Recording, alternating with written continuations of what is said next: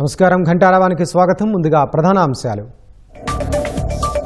మద్యం కుంభకోణం కేసులో కీలక నిందితుడు అరెస్టు. నేడు కిరణ్ కుమార్ రెడ్డిని కోర్టులో హాజరుపరచనున్న సిట్.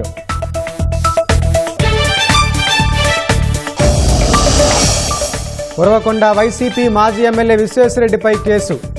పోలీసులను అడ్డుకున్న 20 మంది కార్యకర్తలపైన చర్యలు.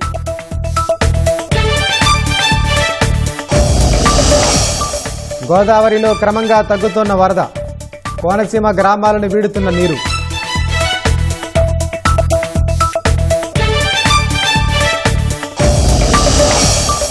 ఓటు నమోదు సవరణకు మరో అవకాశం.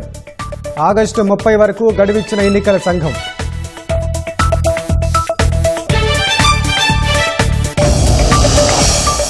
ఈడబ్ల్యూఎస్ సర్టిఫికేట్ ఉద్యోగ నోటిఫికేషన్కు ముందు ఏడాదిదే ఉండాలి.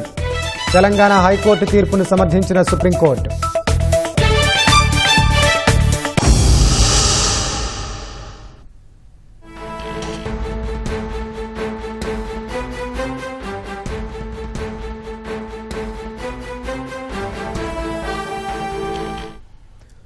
తాజా అంశాన్ని చూస్తున్నాం. మద్యం కేసులో కీలక నిందితుడు ఈశ్వర్ కిరణ్ కుమార్ రెడ్డిని సిట్ అధికారులు విజయవాడ తరలించారు.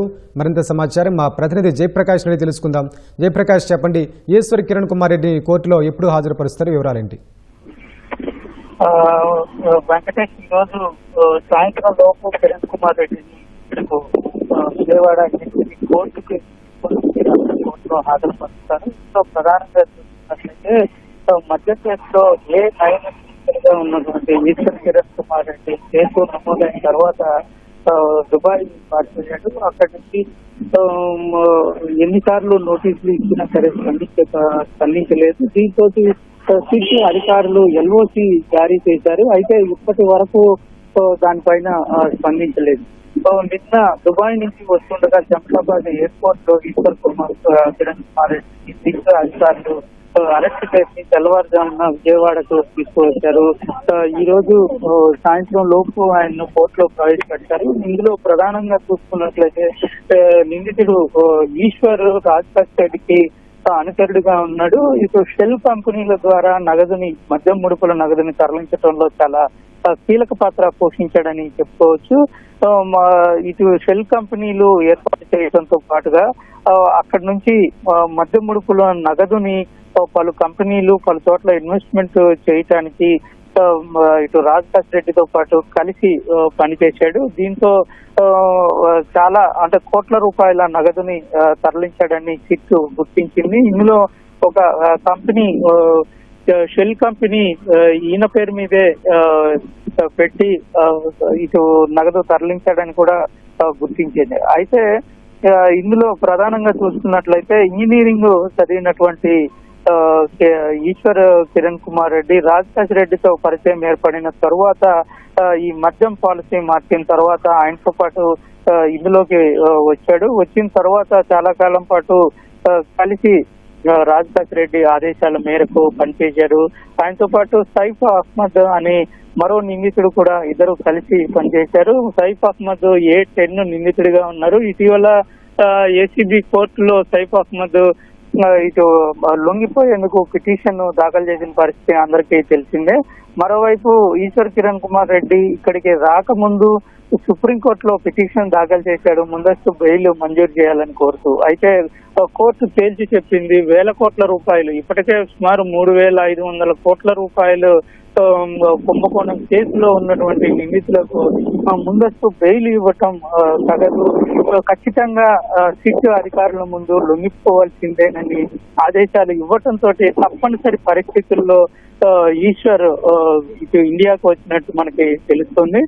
మొత్తం మీద ఇప్పుడు ఈ రోజు కొద్దిసేపు ఈశ్వర్ ను విచారించి కొంత కీలక సమాచారం తీసుకునే అవకాశాలు అయితే కనబడుతూ ఉన్నాయి. అసలు ఎవరి ఆదేశాల మేరకు ఇటు షెల్ కంపెనీ ఏర్పాటు చేశారు, ఎన్ని కంపెనీలు ఏర్పాటు చేశారు, ఎలాగా నగదు బదిలీ చేశారు, ఎవరికి నగదు బదిలీ చేశారు, మరోవైపు ఇన్నాళ్లు దుబాయ్ లో ఉండటానికి అసలు ఎవరు సహకరించారు, ఎవరు దుబాయ్ వెళ్ళమన్నారు, అక్కడ ఉండటానికి ఆర్థిక సాయం ఎలాగా అందింది, ఇటువంటి విషయాలన్నింటినీ రాబట్టే పనిలో సిట్ అధికారులు ఉన్నట్టు మనకి తెలుస్తుంది. ఈ రోజు సాయంత్రం లోపు కోర్టులో ఈశ్వర్ని ప్రవేశపెట్టే అవకాశం అయితే కనబడుతుంది. వెంకటేష్, ధన్యవాదాలు జయప్రకాష్.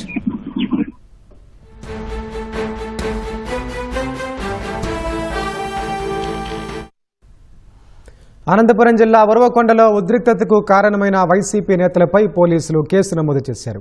వైసీపీ మాజీ ఎమ్మెల్యే విశ్వేశ్వరరెడ్డిని అరెస్టు చేసే క్రమంలో అరాచకం సృష్టించిన వైసీపీ కార్యకర్తలపై కేసులు నమోదు చేసినట్లు సిఐ మహానంది తెలిపారు. మాజీ ఎమ్మెల్యే విశ్వేశ్వరరెడ్డితో సహా 20 మందిపై కేసులు పెట్టినట్లు వెల్లడించారు. పోలీస్ వాహనానికి సిలిండర్లు అడ్డంగా వేయడం, వాటికి నిప్పు పెట్టడానికి ప్రయత్నించడం, పోలీస్ జీపులపై రాళ్లు రువ్వారని హెడ్ కానిస్టేబుల్ అంజయ్య ఫిర్యాదు చేశారు. కానిస్టేబుల్ ఫిర్యాదుతో కేసులు నమోదు చేసినట్లు సిఐ తెలిపారు.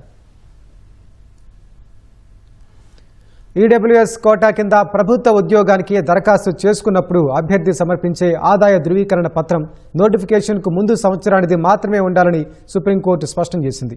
2024లో టీజీపీఎస్సీ నిర్వహించిన గ్రూప్ 1 పరీక్షలో మంచి మార్కులు సాధించిన పాత సంవత్సరం ఆదాయ ధృవీకరణ పత్రం సమర్పించిన కారణంతో తనకు ఉద్యోగాన్ని నిరాకరించడాన్ని సవాల్ చేస్తూ మన్యం ఝాన్సీ సుప్రీంకోర్టును ఆశ్రయించారు. తెలంగాణలో 2024 ఫిబ్రవరిలో గ్రూప్ 1 నోటిఫికేషన్ జారీ కాగా పిటిషనర్ ఈడబ్ల్యూఎస్ కోటా కింద దరఖాస్తు చేసి 418వ ర్యాంకు పొందారు. అయితే తనకంటే తక్కువ మార్కులు వచ్చిన వారిని ఎంపిక చేసి తనను పక్కన పెట్టడాన్ని ఆమె తెలంగాణ హైకోర్టులో సవాల్ చేశారు. 2024లో జారీ చేసిన నోటిఫికేషన్ ప్రకారం పిటిషనర్ 2023-24 ఆర్థిక ఏడాదికి సంబంధించిన ఆదాయ ధృవీకరణ పత్రం సమర్పించాల్సి ఉంటుందని టీజీపీఎస్సీ తరపు న్యాయవాది వాదించారు. 2024లో జారీ చేసిన నోటిఫికేషన్ ప్రకారం ఆమె 2023-24 ఆర్థిక ఏడాదికి సంబంధించిన ఆదాయ ధృవీకరణ పత్రం సమర్పించాల్సి ఉందన్నారు. 2022 నోటిఫికేషన్ ప్రకారం సమర్పించిన 2021-22 సంవత్సర ధృవీకరణ పత్రం చెల్లుబాటు కాదని తెలిపారు. ఆ వాదనలను పరిగణలోకి తీసుకున్న ఏకసభ్య ధర్మాసనం పిటిషనర్ కేసును కొట్టేసింది. దానిపై ఆమె డివిజన్ బెంచ్ ముందు అప్పీలుకు వెళ్లగా అక్కడ అదే తీర్పు వచ్చింది. ఆ తీర్పులను సవాల్ చేస్తూ గత నెల 21న దాఖలు చేసిన స్పెషల్ లీవ్ పిటిషన్పై విచారించిన సుప్రీంకోర్టు ధర్మాసనం హైకోర్టు తీర్పును సమర్థిస్తూ ఉత్తర్వులు జారీ చేసింది. ఉద్యోగుల భవిష్య నిధి ఈపీఎఫ్ గరిష్ట వేతన పరిమితి పెరగనుంది. ప్రస్తుతం ఉన్న 15,000 రూపాయలను 25,000 రూపాయలుగా ఖరారు చేసేందుకు కేంద్ర ప్రభుత్వం కసరత్తు చేస్తోంది. జీవన వ్యయం పెరిగినప్పటికీ 12 ఏళ్లుగా గరిష్ట వేతన పరిమితి పెరగలేదు. వేతన పరిమితి పెంచాలని కొన్నేళ్లుగా కార్మిక సంఘాలు డిమాండ్ చేస్తున్నాయి. గరిష్ట వేతన పరిమితి పెంచేందుకు ఇప్పటికే ఆర్థిక శాఖ అనుమతించినట్లు సమాచారం. కనీస పింఛన్ పెంపు ప్రతిపాదన సైతం పరిశీలనలో ఉంది. ఈ ప్రతిపాదనలకు కేంద్ర కేబినెట్ ఆమోదం తర్వాత ఈపీఎఫ్ఓ పథకంలో అవసరమైన మార్పులు చేసి అమలు చేయనున్నారు. గరిష్ట వేతన పరిమితి 25,000కు పెరిగితే ఉద్యోగి పీఎఫ్ ఖాతాలో జమయ్యే నిల్వ పెరుగుతుంది. గతంలో 15,000 ఉన్నప్పుడు ఉద్యోగి వేతనం నుంచి 12% చొప్పున 1,800 రూపాయలు జమయ్యేవి. 25,000 రూపాయలకు పెరిగితే 12% చొప్పున జమయ్యే మొత్తం 3,000 రూపాయలకు పెరగనుంది. ఉద్యోగితో సమానంగా యజమాని 12% మొత్తాన్ని ఉద్యోగి ఈపీఎఫ్ ఖాతాలో జమ చేస్తారు. గరిష్ట వేతన పరిమితి పెరగడం వల్ల పదవి విరమణ తర్వాత చేతికొచ్చే పింఛను పెరుగుతుంది. ఇరాన్ తమతో ఒప్పందం కుదుర్చుకోవాలని, లేని పక్షంలో పూర్తిగా లొంగిపోవాలని అధ్యక్షుడు డొనాల్డ్ ట్రంప్ స్పష్టం చేశారు. ఇరాన్తో త్వరలో జరిగే చర్చలే ఆ దేశానికి చివరి అవకాశమని, అవి విఫలమైతే అమెరికా మరింత తీవ్రంగా దాడి చేస్తుందని శ్వేతసౌధం నుంచి ట్రంప్ హెచ్చరించారు. 1-2 రోజుల్లో ప్రారంభమయ్యే చర్చల్లో హర్ముజ్ జలసంధిని తెరవడం, ఇరాన్ అణు విధానంపై దృష్టి సారించనున్నట్లు స్పష్టం చేశారు. అంతకుముందు అమెరికాతో చర్చలు జరపడం లేదని ఇరాన్ ప్రకటించడంపై ట్రంప్ ఆగ్రహం వ్యక్తం చేశారు. ఒకవైపు చర్చల కోసం ప్రాధేయపడుతూ బయటికి మాత్రం చర్చలు జరగడం లేదనడం ఇరాన్ ద్వంద్వ నీతికి నిదర్శనమని ధ్వజమెత్తారు. ఒప్పందానికి రావడం లేదా పూర్తిగా లొంగిపోవడం తప్ప ఇరాన్కు వేరే మార్గం లేదని ట్రంప్ తేల్చి చెప్పారు. And we're talking at the request of Iran, backed by Saudi Arabia, backed by UAE, and backed by Qatar in particular, but others also.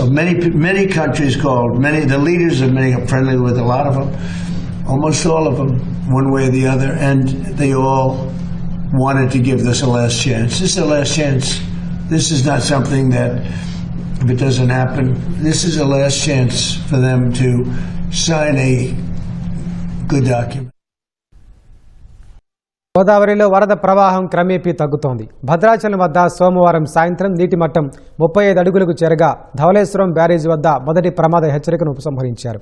రాత్రి 8 గంటలకు బ్యారేజ్ వద్ద 11 అడుగుల నీటి మట్టం నమోదవగా 9.14 లక్షల క్యూసెక్కుల జలాలను సముద్రంలోకి విడిచిపెట్టారు. గోదావరి వరదతో పోలవరం జిల్లాలోని ఎటపాక, కోనవరం, విఆర్పురం, చింతూరు మండలాల్లో 44 రహదారులు దెబ్బతిన్నాయి. ఎటపాక మినహా ఇతర మండలాల్లో 7 రోడ్లు ఇంకా అందుబాటులోకి రాలేదు. విఆర్పురం మండలంలోని జీడిగుప్ప పంచాయతీ పరిధి ములకపల్లికి వెళ్లేందుకు దారి లేక 2 రోజుల పాటు వరద నీటినే తాగినట్లు గ్రామ పరిశీలనకు వెళ్లిన కలెక్టర్ దినేష్ కుమార్కు ప్రజలు వివరించారు. చెల్లించిన కలెక్టర్ వెంటనే తాగునీరు ఏర్పాటు చేయాలని ఆదేశించారు. కోనసీమ జిల్లాలో ముంపునకు గురైన 32 ఆవాసాల్లో ఇప్పుడిప్పుడే సాధారణ పరిస్థితులు నెలకొంటున్నాయి. పి గన్నవరం మండలంలోని కొన్ని లంక గ్రామాల్లో ఇంకా వరద నీరు వీడలేదు. పడవలపైనే ప్రజలు రాకపోకలు సాగిస్తున్నారు. ఏలూరు జిల్లా కుక్కునూరు, వేలేరుపాడు మండలాల్లోని గ్రామాల్లో వరద నీరు తగ్గినా కొన్ని రహదారులు ఇంకా ముంపులోనే ఉన్నాయి. నేడు లంకల్లో పరిస్థితులు సాధారణ స్థితికి చేరుకుంటాయని అధికారులు భావిస్తున్నారు.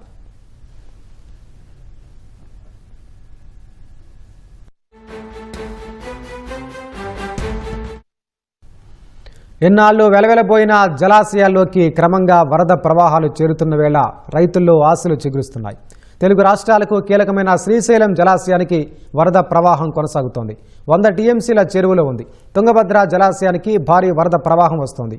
గోదావరి నుంచి ఇప్పటికే 306 టీఎంసీల నీరు సముద్రంలోకి కలిసిపోయింది. తీవ్ర ఎల్నినో పరిస్థితులతో ఆందోళన చెందుతున్న రైతులకు కృష్ణా ఎగువ జలాశయాలు కాస్త ఆశలు కలిగిస్తున్నాయి. ఆల్మట్టి జలాశయంలోకి ఈ సీజన్లో ఇప్పటివరకు 178.87 టీఎంసీల నీరు చేరింది. పూర్తి నీటి నిల్వ సామర్థ్యం 123.081 టీఎంసీలు. ప్రస్తుతం 119.9 టీఎంసీల మేర నిల్వ చేస్తూ మిగిలిన నీటిని దిగువకు వదిలేస్తున్నారు. నారాయణపూర్లో 92.22 టీఎంసీలు వచ్చాయి. పూర్తి నీటి నిల్వ 33.313 టీఎంసీలే. ఈ జలాశయంలోనూ 29.49 టీఎంసీలు నిల్వ చేసి మిగిలిన నీటిని దిగువకు వదులుతున్నారు. తెలంగాణలోని జూరాల జలాశయం పూర్తిస్థాయి నిల్వ సామర్థ్యం 9.66 టీఎంసీలు. 7.44 టీఎంసీల మేర నిల్వ చేస్తూ ఆపై ప్రవాహాన్ని శ్రీశైలానికి వదిలిపెడుతున్నారు. తెలుగు రాష్ట్రాలకు కీలకమైన శ్రీశైలం జలాశయంలో ప్రస్తుతం 93.58 టీఎంసీల నీరుంది. మంగళవారం 100 టీఎంసీలకు చేరుకోనుంది. పూర్తి స్థాయిలో నిండాలంటే 215.807 టీఎంసీలకు చేరుకోవాలి. ఎగువ నుంచి 1,60,537 క్యూసెక్కుల ప్రవాహం వస్తోంది. ఆల్మట్టి, నారాయణపూర్, జూరాల జలాశయాలు నిండిపోయి నీరు దిగువకు వదులుతున్నారు.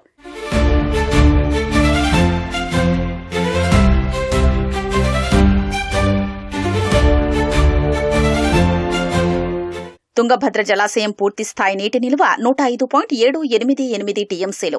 ప్రస్తుతం 44.19 టీఎంసీలకు చేరింది. నదీ పరివాహక ప్రాంతాల్లో 3 రోజుల నుంచి విస్తారంగా వర్షాలు కురుస్తున్నాయి.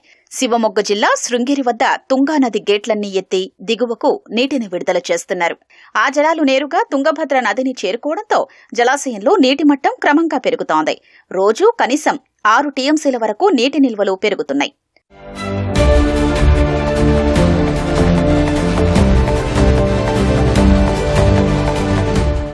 సాధారణంగా ఖరీఫ్లో గోదావరి డెల్టా వ్యవస్థకు నీటి సమస్యలు ఎదురైన సందర్భాలు అరుదు. ఈ ఏడాది సీలేరు నుంచి బైపాస్ చేసి నీళ్లు మళ్లించాల్సిన పరిస్థితులు ఎదురయ్యాయి. జూలై తొలి రోజుల్లో గోదావరిలో ప్రవాహం కరువైంది. అయితే జూలై చివరిలో గోదావరికి ఎగువ నుంచి వరద ప్రవాహం మొదలైంది. ఈ సీజన్లో ఇప్పటి వరకు అత్యధికంగా 14,61,000 క్యూసెక్కుల వరద నీరు ధవళేశ్వరం కాటన్ బ్యారేజీని తాకింది. గోదావరిపై నీరు నిల్వ చేసే అవకాశం లేకపోవడంతో వచ్చిన నీరు వచ్చినట్లు సముద్రంలోకి వదిలేస్తున్నారు. పట్టిసీమ ఎత్తిపోతల పథకం ద్వారా ఇప్పటి వరకు 14.46 టీఎంసీల గోదావరి జలాల్ని కృష్ణా డెల్టాకు తరలించారు.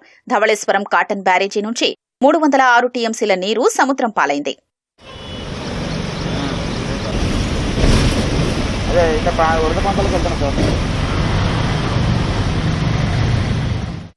ఏలేరు జలాశయం పూర్తిస్థాయి నీటి నిల్వ సామర్థ్యం 24.11 టీఎంసీలు కాగా ప్రస్తుతం 8.62 టీఎంసీలతో ఉంది. పురుషోత్తపట్నం ఎత్తిపోతల ద్వారా ఏలేరులోకి గోదావరి వరద జలాల్ని మళ్లిస్తున్నారు. బాంకీపూర్, దతియా నియోజకవర్గాల్లో ఉప ఎన్నికల ఫలితాలు బీజేపీ ఆధిపత్యానికి ముగింపు పలకడమేనని కాంగ్రెస్ సహా ఇతర విపక్షాలు అభివర్ణించాయి.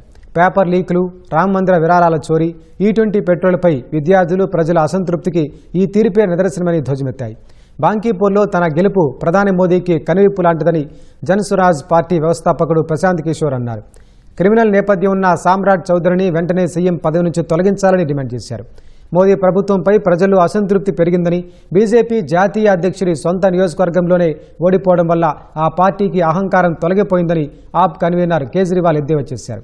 బీజేపీకి చెడుకాలం మొదలైందని టీఎంసీ ఎంపీలు డెరెక్ ఓబ్రియన్, మహువా మొయిత్రా విమర్శించగా, బాంకీపూర్ ఫలితం అధికార పక్షానికి బలమైన హెచ్చరిక అని కాంగ్రెస్ నేత పి చిదంబరం అన్నారు. బీజేపీ ప్రభుత్వ అవినీతి, అహంకారానికి వ్యతిరేకంగా మార్పు పునాది పడిందని కాంగ్రెస్ నేతలు పేర్కొన్నారు. బాంకీపూర్ సహా 3 అసెంబ్లీ నియోజకవర్గాల ఉప ఎన్నికల్లో ప్రజలిచ్చిన తీర్పును శిరసావహిస్తున్నామని బీజేపీ జాతీయ అధ్యక్షుడు నితిన్ నబీన్ ప్రకటించారు. బీహార్లోని బాంకీపూర్, మధ్యప్రదేశ్లోని దతియా స్థానాల్లో ఎదురైన ఓటమిపై పార్టీ పరంగా ఆత్మ పరిశీలన చేసుకుంటామని ఆయన తెలిపారు. ఈ 2 నియోజకవర్గాల్లో లోపాలను తీవ్రంగా పరిగణించి రెట్టింపు ఉత్సాహంతో ప్రజల్లోకి వెళ్లి వారి నమ్మకాన్ని తిరిగి గెలుచుకోవడానికి కృషి చేస్తామని సోషల్ మీడియా వేదికగా స్పష్టం చేశారు. గుజరాత్లోని మంజల్పూర్ స్థానాన్ని బీజేపీ నిలబెట్టుకోవడంపై హర్షం వ్యక్తం చేసిన నబీన్ ఓటర్లు, కార్యకర్తలకు ధన్యవాదాలు తెలియజేశారు.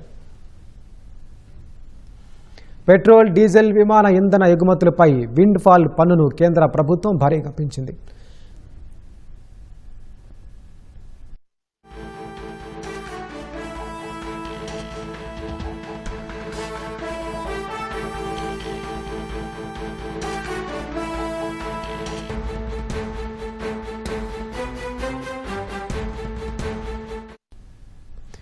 పెట్రోల్, డీజిల్, విమాన ఇంధన ఎగుమతులపై విండ్ ఫాల్ పన్నును కేంద్ర ప్రభుత్వం భారీగా పెంచింది. లీటర్ డీజిల్ ఎగుమతిపై ప్రత్యేక అదనపు ఎక్సైజ్ సుంకాన్ని 15.5 రూపాయల నుంచి ఏకంగా 25.5 రూపాయలకు పెంచింది. ఏటీఎఫ్ ఎగుమతిపై పన్నును లీటర్కు 14.5 రూపాయల నుంచి 22 రూపాయలు, పెట్రోల్ ఎగుమతిపై సుంకాన్ని 2.5 నుంచి 3.5 రూపాయలకు పెంచుతున్నట్లు ఆర్థిక శాఖ ఉత్తర్వులు జారీ చేసింది. పశ్చిమాసియాల ఉద్రిక్తతల వేళ దేశీయంగా ఇంధన కొరత ఏర్పడకుండా చూసేందుకే ఈ నిర్ణయం తీసుకున్నట్లు తెలిపింది. ప్రపంచ మార్కెట్లో చమురు ధరల పెరుగుదలను ఆసరాగా చేసుకుని ఎగుమతిదారులు అదనపు లాభాలు పొందకుండా అడ్డుకట్ట వేసేందుకే పన్నులను పెంచినట్లు ప్రభుత్వం స్పష్టం చేసింది. దేశీయ వినియోగం కోసం సరఫరా చేసే పెట్రోల్, డీజిల్పై ఉన్న ప్రస్తుత పన్ను రేట్లలో ఎలాంటి మార్పు లేదని తెలిపింది. ఓటర్ల జాబితా ప్రత్యేక సమగ్ర సవరణ ఎస్ఐఆర్లో భాగంగా జూన్ 15 నుంచి జూలై 24 మధ్య మీ వివరాలు నింపిన ఎన్యుమినేషన్ ఫామ్లను బూత్ స్థాయి అధికారులకు ఇంకా సమర్పించలేదా? తాజాగా విడుదలైన ముసాయిదా జాబితాలో మీ పేరు లేదా? మీ పేరు జాబితాలో ఉన్న పేరు, వివరాలు, చిరునామాల్లో తప్పులు సవరించాలా? లేకుంటే మార్పులు చేయాలా? జాబితాలోని అనర్హుల పేర్లపై అభ్యంతరం చెప్పాలా? వీటిపై దరఖాస్తు చేసుకునేందుకు, అభ్యంతరాలు సమర్పించేందుకు ఎన్నికల సంఘం అవకాశం కల్పిస్తోంది. ఓటర్లు, రాజకీయ పార్టీల బూత్ స్థాయి ఏజెంట్లు, BLA ఎవరైనా క్లెయిమ్లు, అభ్యంతరాలు సమర్పించేందుకు ఆగస్టు 30 వరకు సమయం ఇచ్చింది. నిర్దేశిత గడువులోగా BLOలకు ఎన్యూమరేషన్ పత్రాలు సమర్పించిన వారిలో చాలా మంది 2002 నాటి ఓటర్ల జాబితాలోని మ్యాపింగ్ కోసం పేర్కొన్న వివరాల్లో లోపాలు ఉన్నట్లు ఎన్నికల సంఘం గుర్తించింది. మరికొందరైతే 2002 నాటి ఓటర్ల జాబితాతో మ్యాపింగే చేసుకోకుండా ఎన్యూమరేషన్ పత్రాలు ఇచ్చేశారు. ఇలాంటి వాటిని ఎన్నికల సంఘం క్షుణ్ణంగా పరిశీలించి వారికి నోటీసులు ఇస్తోంది. వీరంతా తమ అర్హత నిరూపించుకునేందుకు ఆధార్ కార్డు కాకుండా ఎన్నికల సంఘం సూచించిన 11 పత్రాల్లో ఏదో ఒకటి సమర్పించాలని పేర్కొంది. కేంద్ర, రాష్ట్ర ప్రభుత్వ ఉద్యోగి లేదా పింఛన్దారుకు జారీ చేసిన ఐడెంటిటీ కార్డు లేదా పింఛన్ పేమెంట్ ఆర్డర్ సమర్పించాలి. 1987 జులైకి ముందు ప్రభుత్వ, స్థానిక సంస్థలు, బ్యాంకులు, పోస్టాఫీస్, LIC, PSUలు జారీ చేసిన గుర్తింపు పత్రాలు సమర్పించవచ్చు. అధికారిక జనన ధృవీకరణ పత్రం, పాస్పోర్ట్, గుర్తింపు పొందిన బోర్డు, విశ్వవిద్యాలయం జారీ చేసిన విద్యా సర్టిఫికెట్లు కూడా ఇవ్వచ్చు. రాష్ట్ర అధికారులు జారీ చేసిన శాశ్వత నివాస ధృవీకరణ, అటవీ హక్కుల చట్టం సర్టిఫికేట్, కుల ధృవీకరణ పత్రం, నేషనల్ రిజిస్టర్ ఆఫ్ సిటిజన్స్ పత్రం, రాష్ట్ర, స్థానిక సంస్థలు తయారు చేసిన ఫ్యామిలీ రిజిస్టర్ పత్రం సమర్పించవచ్చు. ప్రభుత్వం జారీ చేసిన భూమి, ఇంటి కేటాయింపు పత్రం కూడా ఇవ్వచ్చు. వీటిలో ఏదో ఒకటి సంబంధిత అధికారులకు సమర్పించాలి. voters.eci.gov.in వెబ్సైట్ లో లేదా ECI నెట్ మొబైల్ యాప్ లోకి వెళ్లి లేదా నేరుగా BLO BLOలు, EROలు, AEROలకు ఇవి సమర్పించొచ్చు. వాటిని పరిశీలించి అర్హులని తేలితే అక్టోబర్ 3న విడుదల చేసే తుది జాబితాలో పేరు చేరుస్తారు.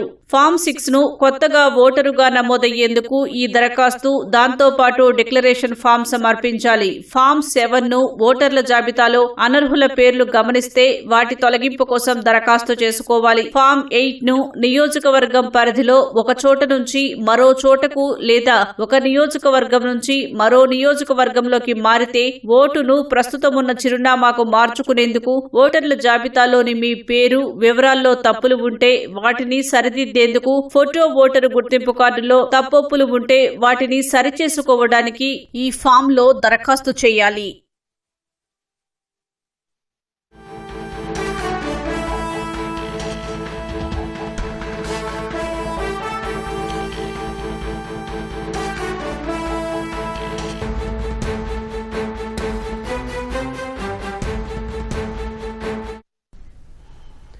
వైసీపీ మాజీ ఎమ్మెల్యే ముస్తఫా గుజరాత్లో అరెస్ట్ అయ్యారు. దీనికి సంబంధించిన మరింత సమాచారం మా ప్రతినిధి చంద్రశేఖర్ అడిగి తెలుసుకుందాం. చంద్రశేఖర్, చెప్పండి, ముస్తఫా అరెస్టుకు కారణాలేంటి? వెంకటేష్, న్యూజివీడుకు చెందినటువంటి పొగాకు వ్యాపారి కుమారుడు అభిని అరెస్ట్ చేసిన వ్యవహారంలో గుంటూరు తూర్పు మాజీ ఎమ్మెల్యే, వైసీపీ మాజీ ఎమ్మెల్యే ముస్తఫాను పోలీసులు అరెస్ట్ చేశారు. ఈ కేసు వారం రోజుల క్రితం జరగ న్యూజివీడు పోలీసులు దానిపైన కేసు నమోదు చేశారు. అప్పట్లో పొగాకు కొనుగోలుకు సంబంధించి లావాదేవీల విషయంలో ముస్తఫాకు, అలాగే అక్కడ ఉన్నటువంటి పొగాకు వాళ్ళకి విభేదాలు తలెత్తాయి. ఈ వ్యవహారంలో వాళ్ళు సరుకుతో పాటుగా ఆ పొగాకు వ్యాపారి కుమారుడిని, అభి అనేటువంటి ఇంకొకరిని, ఆ డ్రైవర్ ని కూడా ముస్తఫా అనుచరులతో పాటు అపహరించి గుంటూరు తీసుకొచ్చి వాళ్ళ గెస్ట్ హౌస్ లో బంధించారు. ఆ విషయం ఫోన్ ద్వారా తెలియడంతో పోలీసులు, అక్కడ న్యూజివీడు పోలీసులు అప్రమత్తమై ఇక్కడ పెదకాకాని పోలీసులకు కూడా సమాచారం ఇచ్చారు. ఆ తర్వాత వాళ్లే వచ్చి పెదకాకాని పోలీస్ స్టేషన్ లో వారిని అవిని అందరినీ కూడా అప్పచెప్పారు. అయితే బలవంతంగా తీసుకెళ్లడం కూడా నేరం కిందకి వస్తాయి కాబట్టి వారిపైన న్యూజివీడు పోలీసులు కేసు నమోదు చేసి ఆ ఘటనలో పాల్గొన్నటువంటి 8 మందిని కూడా వారం రోజుల క్రితం అరెస్ట్ చేశారు. అయితే ఈ వ్యవహారంలో ముస్తఫా అతని కుమారుడు పాత్ర కీలకం కావడంతో వారిపైన కూడా కేసు నమోదు చేశారు. వారిని పట్టుకోవాలని చెప్పి ప్రయత్నించినప్పటికీ వాళ్ళిద్దరు కూడా అజ్ఞాతంలోకి వెళ్లిపోయారు. ఈ వ్యవహారంలో వారిని అజ్ఞాతంలో పంపించేందుకు కీలకమైనటువంటి ముస్తఫా మేనల్లుని నిన్న పోలీసులు అరెస్ట్ చేశారు. అతని దగ్గర నుంచి సమాచారం తీసుకున్నారు. ఎందుకంటే వాళ్ళు పారిపోయేందుకు అవసరమైనటువంటి ఏర్పాట్లు కానీ, లేకపోతే అతను వాళ్ళకు అవసరమైనటువంటి సిమ్ కార్డులు, ఫోన్లు అవన్నీ కూడా ముస్తఫా మేనల్లుడే సమకూర్చారు. ఆ ముస్తఫా మేనల్లుడు ఇచ్చినటువంటి సమాచారం ఆధారంగా పోలీసులు, న్యూజివీడు పోలీసులు గుజరాత్ వెళ్లి అక్కడ ముస్తఫాను అరెస్ట్ చేశారు. అర్ధరాత్రి 1 గంట సమయంలోనే ఆయన అదుపులోకి తీసుకొని ఆయన్ను ఏలూరు జిల్లా న్యూజివీడుకి పోలీసులు తరలిస్తూ ఉన్నారు.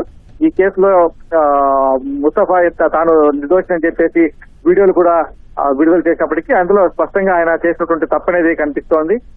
చట్టాన్ని చేతిలో తీసుకెళ్లడము, లేకపోతే వాళ్లకు లావాదేవీల విషయం ఉంటే నేరుగా కోర్టు పరిధిలో లేదా పోలీసుల సమక్షంలో కేసు పెట్టి తెలుసుకోవాలి తప్ప ఇలా వ్యక్తిగతంగా తీసుకెళ్లి కిడ్నాప్ చేయడం ఎంత కూడా నేరం పరిధిలోకి వస్తుంది. అయినప్పటికీ కూడా దాని తప్పు కప్పిపుచ్చేందుకు కూడా వాళ్ళు ప్రయత్నాలు చేసినటువంటి పరిస్థితి. అవన్నీ కూడా పోలీసులు కొట్టిపారేస్తూ ఆ కేసు నమోదు చేసి చట్ట ప్రకారం అయితే ముస్తఫాను అదుపులోకి తీసుకుని న్యూజివీడు తరలిస్తున్నారు. వెంకటేష్, ధన్యవాదాలు చంద్రశేఖర్.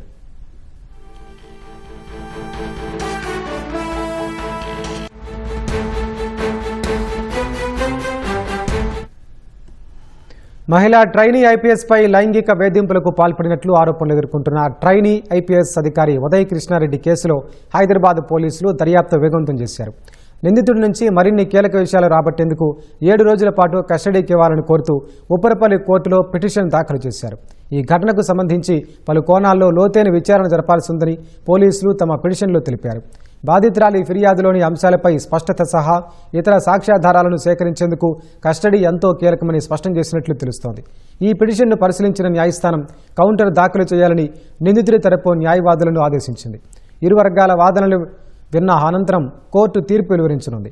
మరోవైపు అత్తాపూర్ పోలీస్ స్టేషన్లో ఉదయ్ కృష్ణారెడ్డిపై నమోదైన ఎఫ్ఐఆర్ కాపీని పరిగణలోకి తీసుకున్న జాతీయ పోలీస్ అకాడమీ యంత్రాంగం తీవ్రంగా స్పందించింది. అకాడమీ నిబంధనలు, ప్రవర్తనా నియమావళిని ఉల్లంఘించాలని ఆరోపణలపై ఉదయ్ కృష్ణారెడ్డికి నోటీసులు జారీ చేసింది. నిర్ణీత గడువులోగా వివరణ ఇవ్వాలని అందులో స్పష్టం చేసినట్లు సమాచారం.